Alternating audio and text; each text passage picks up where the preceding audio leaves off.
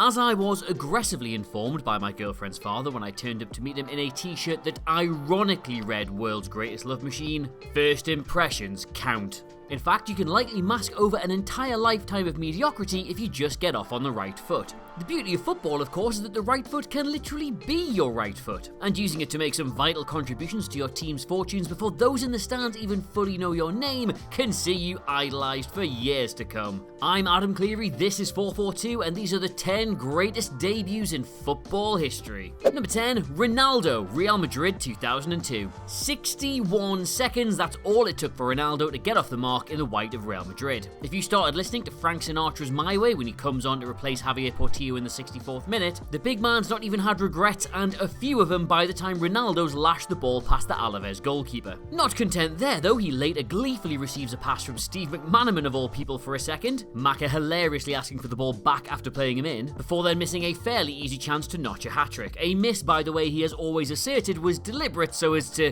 not set the bar too high for the rest of the season. Very clever. Number 9, Sergio Aguero, Manchester City 2011. 2 goals and an assist for Sergio Aguero, Adam. I don't find that at all impressive. Yeah, alright, fair enough. There were months-long spells during Aguero's time at City where it did sort of feel like he was doing that every single game. But what if I was to tell you that this particular haul came despite him not even muddying his boots until the 59th minute?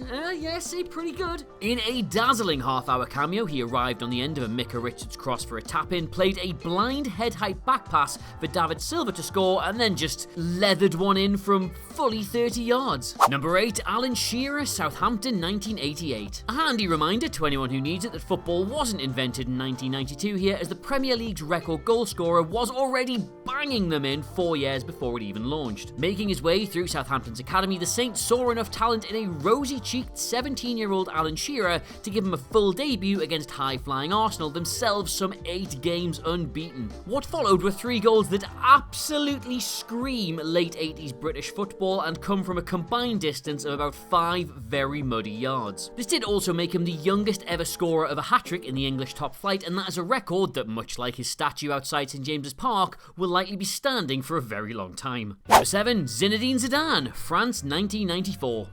Now, if you ever want to discuss the greatest possible contrast between someone's first and last appearance for a club, Zinedine Zidane's France career is probably where that conversation both starts and ends. 18 years before he'd head down the tunnel at the World Cup final with sorrow in his heart and Marco Materazzi's necklace imprinted on his forehead, Zizou arrived off the bench with his country 2-0 down to the Czechs. Immediately looking like someone's much older brother deciding to bully a game in the playground, he weaved his way through 3 players before burying an unstoppable 30-yarder with 5 minutes to go. Not 2 minutes later, he leapt a clear 1.5 feet above everyone else in the box to score a header you would struggle to replicate with a stepladder. A great cameo, thought French football fans, but still surely not enough for him to take captain Eric Cantona's place in the team. Not unless, I don't know, in the next few months he was about to dive boots first into the crowd at Selhurst Park after being sent off against Crystal Palace and receive an enormous domestic and international football ban, but that's not gonna happen. Number 6, Fabrizio Ravanelli, Middlesbrough 1996. Yeah, so Middlesbrough in the mid-1990s feels more like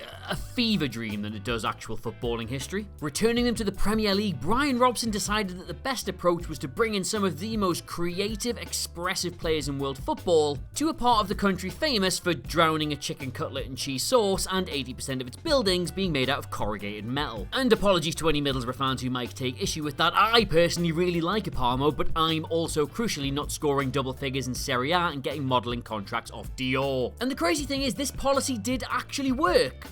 For precisely 1 game. Joining Samba stars like Juninho, Emerson and Robbie Musto was Italian goalscorer Fabrizio Ravanelli, who promptly scored a hat-trick against the mighty Liverpool. Despite them being 4th at one stage, the results then spectacularly fell off a cliff and Borough were promptly relegated back whence they came. Oh well, it was worth a shot. Number 5, Gianluigi Buffon, Parma 1995. You see, great debuts aren't all about scoring goals unless, well, you know, that's your job, and Gianluigi Buffon announced himself on the big stage with a shutout for the ages. Barely 17 years old and only 4 years after converting from an outfield player in the club's academy, he was thrown into the deep end against Carlo Ancelotti's all-conquering Milan side. The game somehow finished completely goalless thanks to Buffon repeatedly frustrating Roberto Baggio, Marco Simeone and Ali Dyer's cousin George Weah. He might have made over 1,000 plus competitive appearances after this and won every single accolade worth winning, but he'll never have forgotten his first. Number 4, Zlatan Ibrahimovic, LA Galaxy 2018. Now, what can be said about Zlatan Ibrahimovic's US debut and indeed his entire career that hasn't already been said by the man himself about himself? 3-1 down, at home in the Los Angeles derby, which is apparently a thing, on comes the great one and MLS is changed forever. 2 minutes in and his presence alone is enough to allow Galaxy to pull one back, but the equaliser could not possibly have been more Zlatan if the ball had been covered in bad tattoos and started referring to itself in the third person. There's only one Zlatan. A volley 40 yards from goal that sailed both into the net and into the history books with the same level of vim. His second arrived in suitably dramatic fashion, with the game having ticked into injury time. He somehow outjumped 2 defenders and the goalkeeper to nod in the most dramatic of winners. "You wanted Zlatan," he said in the press conference. "I gave you Zlatan." Number 3, Wayne Rooney, Manchester United 2004. It's a tale as old as time. A once-in-a-generation talent bursts onto the scene with his hometown team, secures a big money move to one of the biggest clubs in the world, but the step up is initially slightly too much for them. Not Wayne Rooney though. Wayne Rooney absolutely took the piss. Noping out of David Moyes' Everton for a pricely 27 million, he arrived at Old Trafford still just 18 years old and promptly put Fenerbahce's head down the toilet. 2 goals in the first half, the second a delightful long ranger, were capped off with a brilliant free kick before his Manchester United career was even 1 hour old. And yeah, okay, he looks like he owns a failing chain of chip shops now, but that night in 2004, no other player in world football looked more exciting. None. Number 2, Erling Haaland, Borussia Dortmund 2020. Getting 2 goals against West Ham in his proper Manchester City debut, because nobody counts the Community Shield, was an impressive start for Erling Haaland. But it was nothing compared to his arrival at Dortmund. With 55 minutes gone, his team's title challenge looked in tatters as they trailed 3-1 to Augsburg.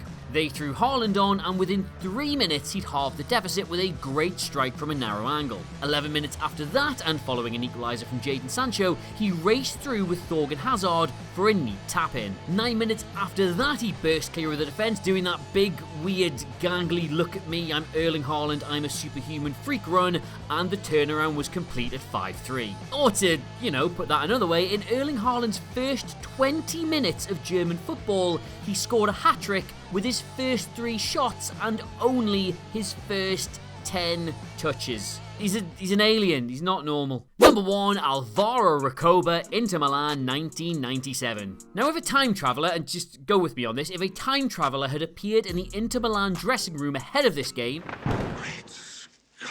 and told those present that they would go down in the annals of footballing debut history, all eyes would have immediately turned to the 20+ million Brazilian lacing his boots. But Ronaldo's debut is frankly nothing compared to that of his fellow debutant, Alvaro Recoba. Trailing 1-0 to Brescia, the Uruguayan came off the bench and decided to have his own personal goal of the season competition in the half hour that remained. The first, a rasper directly into the Cassonetti Superiori, would have been enough, but the winner 5 minutes from time somehow managed to outdo it. Fully 30 yards from goal, he somehow both bends and wellies a free kick into the one part of the goal the keeper can't reach. I mean, look, he's standing there, he's that side, and he looks about 6 years old when it flies past him.